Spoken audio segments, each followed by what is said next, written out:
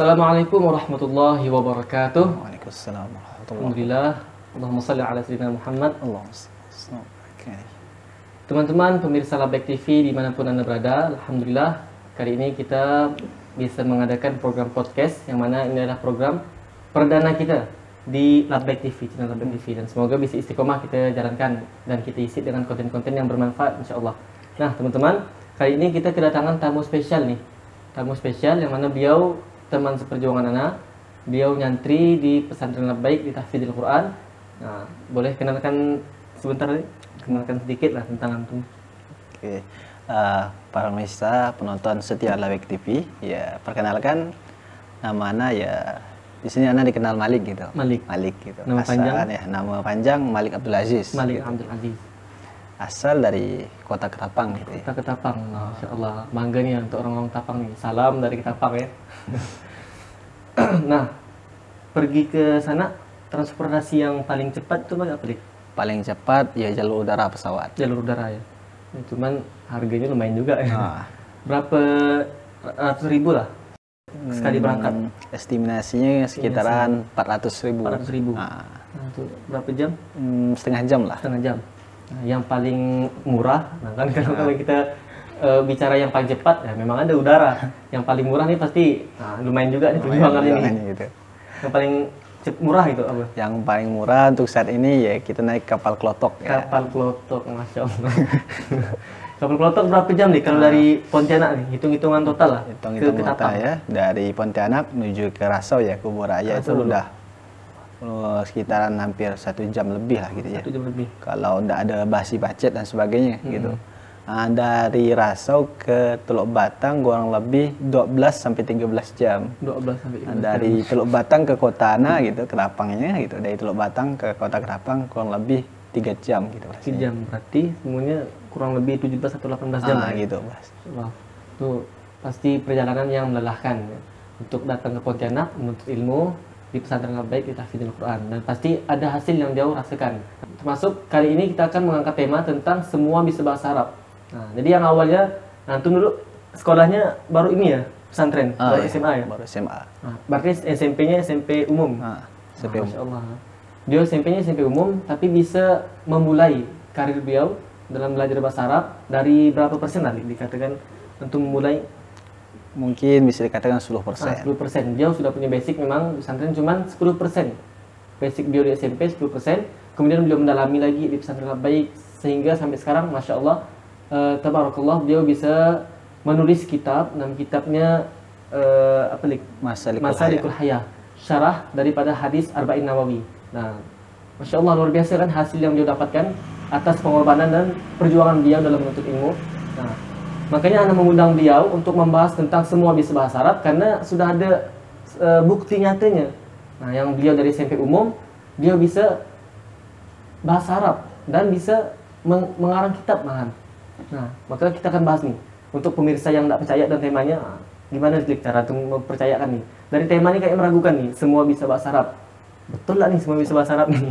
Gimana cara untuk meyakinkan pemirsa dengan tema kita kali ini?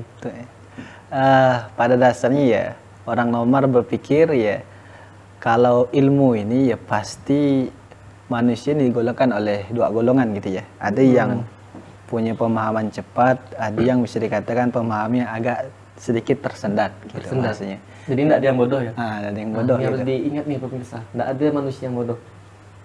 Nah gitu. Jadi kalau anggapan orang normal gitu, orang yang bisa nantinya terutama belajar bahasa Arab ya orang yang pasti punya pemahaman yang cepat gitu.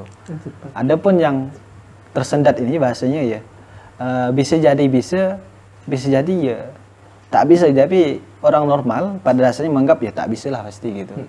Karena mereka memandang ya berapa banyak sekarang anak pesantren gitu di luar sana yang udah mondok puluhan tahun cuma pas keluar ya tak ada bekal bahasa Arab gitu, bahasanya kan seperti itu.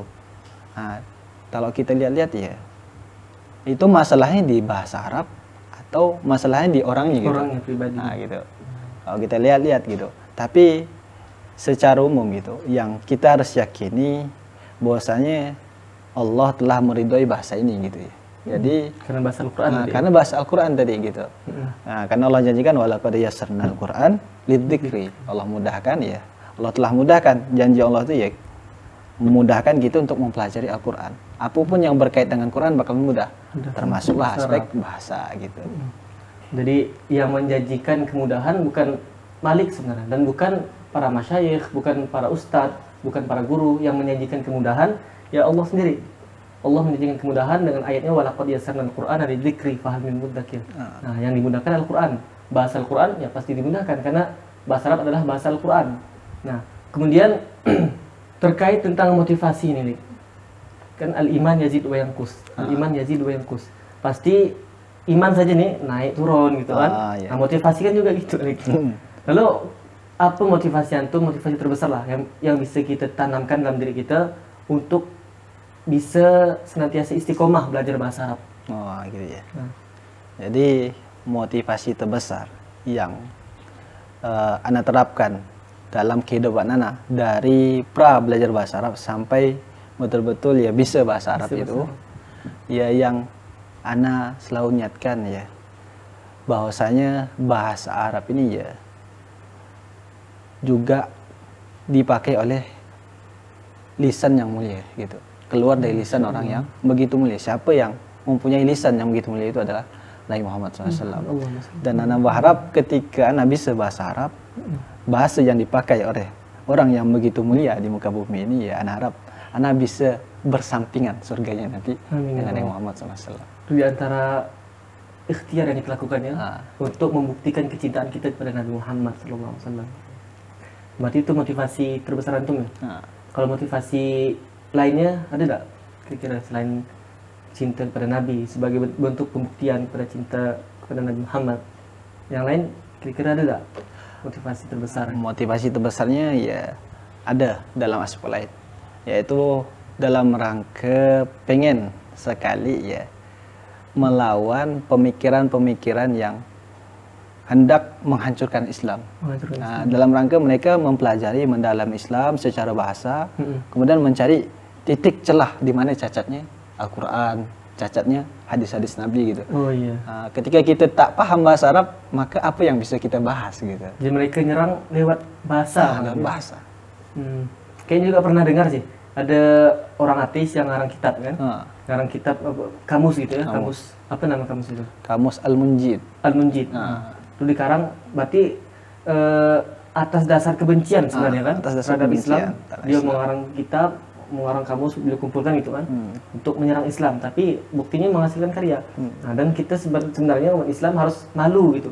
Orang ateis saja yang tidak meyakini Tuhan, mereka semangat belajar bahasa Arab, tapi niatnya beda. Nah, maka nanti terkait dengan niat lagi nih. Niat. Nah, kalau kita belajar bahasa Arab, niatnya benar-benar untuk ittiba Rasul, untuk mengikuti sunnah Rasul, insya Allah hasilnya akan didapatkan kebaikan di dunia dan akhirat, insya Allah. Nah, setelah mendengarkan motivasi yang antum sampaikan tadi, kan pasti audien atau pemirsa bertanya nih, apa yang harus kita lakukan nih? Karena orang udah dapat motivasi itu pengen bergerak, dapat motivasi beramal, pengen beramal, dapat motivasi tentang bahasa Arab, ya pasti pengen belajar bahasa Arab. Langkah awal yang paling mudah lah, yang paling efektif untuk dilakukan pemirsa sekalian, apa lah menurut antum nih? Biar efektif gitu ya, cepat dan bisa mereka lakukan di rumah mereka masing-masing. Itu langkah efektif untuk pemula ya, belajar bahasa. Ini tidak harus ke pesantren gitu. Tidak harus ke pesantren ya, untuk pemula yang ada dimanapun gitu, yang pengen menguasai bahasa Arab. Ya pertama tadi kita balik ke niat ya, kita harus meluruskan ya, melazimkan niat kita untuk belajar bahasa Arab itu apa gitu. Pastinya tujuan kita ya liwajahillah ya, untuk ya mengharap ridho Allah Subhanahu Wa Taala, itu pasti itu. Kemudian ya harus kita ya pasti punya langkah-langkah yang cepat gitu. Gimana gitu kita pengen nyampe tujuannya, ibaratnya kita mau jalan-jalan gitu ke Mega Mall gitu. Dari Ampera nih misalnya, ada ke cara cepat untuk ke Mega Mall gitu. Jalan tembus lah ya. Jalan tembus. Jalan tikus kalau jalan tikus rasanya kan. Jadi yang ibaratnya mungkin dari Ampera ke Mega Mall ini butuh waktu setengah jam mungkin ya. Jalan dasar ya nih. Tapi kalau jalan tikus mungkin 15 menit gitu ya. Atau lebih cepat 10 menit gitu. Jadi langkah ataupun cara kita dalam belajar bahasa itu menjadi tolak ukur atau penentu kita cepat dalam memahami bahasa Arab gitu. Di antara cara cepat itu ya ada yang dinamakan thariqah mubasyirah. Cara langsung gitu. Cara langsung itu gimana ya? Kita bisa memulai mencari muhadasah yaumiyah, percakapan sehari-hari dalam bahasa Arab, dan itu bisa kita hafal lalu kita praktekkan sehari-hari di rumah gitu. Jadi intinya itu praktek ya. Nah, praktek. At-tatbiq, praktek itu termasuk cara tercepat untuk bisa menguasai bahasa Arab. Dan rata-rata yang di kitab Al-Kifah, kitab Kiai, beliau banyak mencantumkan al-muhadasan. Berarti di antara thariqah yang beliau gunakan thariqah mubasyirah, lebih memudahkan. Nah, kita ibarat jalan, dia ngambil jalan tikus untuk bisa bahasa Arab, karena dia mungkin langsung ke intinya, karena tujuan bahasa Arab kan biar bisa muhadasah, biar bisa ngomong kan. Nah, tuh. Oke, terakhir nih, di pondok-pondok yang ada nih kan, ada di antara pondok pesantren yang mereka menerapkan thariqah, cara pembelajaran bahasa Arabnya mereka mulai dari kitab Jurumiyah, misalnya kitab Alfiyah, matan Alfiyah mereka hafalkan matannya sampai hafal, bahkan sampai dia hafal Alfiyah gitu kan. Padahal kan tentang nahwu kan, nahwu dan sorof. Nah, kitab-kitab nahwu dan sorof mereka hafalkan. Dan kita pun tidak menyalahkan metode mereka, pasti ada hasilnya dan ada kebaikannya juga, ada manfaatnya juga bagi mereka. Cuman yang mau ana tanyakan nih, cara yang efektif lah, kira-kira gimana? Benar nggak kita harus memang menghafal matan Jurumiyah dulu untuk bisa menguasai bahasa Arab, atau ya dari thariqah mubasyirah sudah cukup untuk dipelajari? Gitu. Itu ya.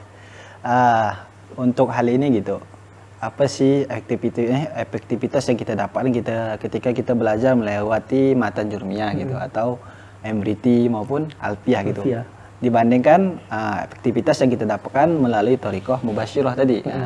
Jadi ada perbedaan besar nih, untuk teman-teman yang pemula pengen belajar bahasa Arab gitu.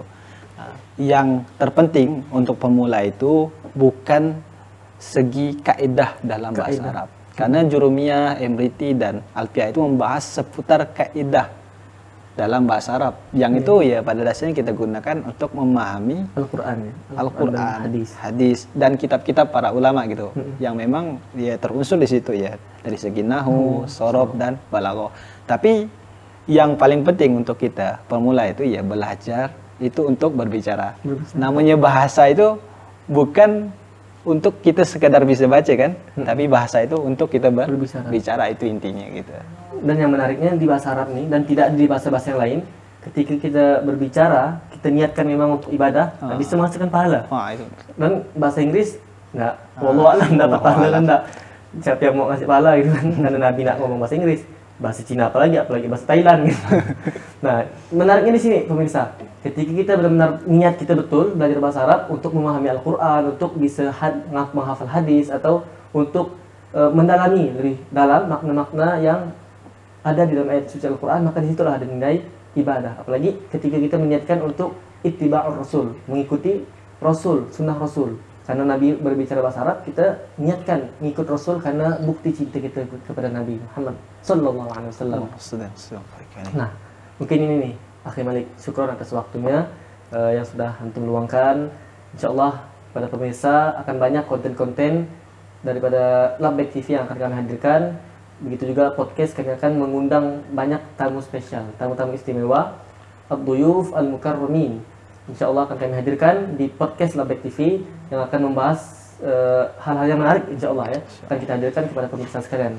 Sekian dari kami, wabillahi taufiq wal hidayah. Wassalamualaikum warahmatullahi wabarakatuh.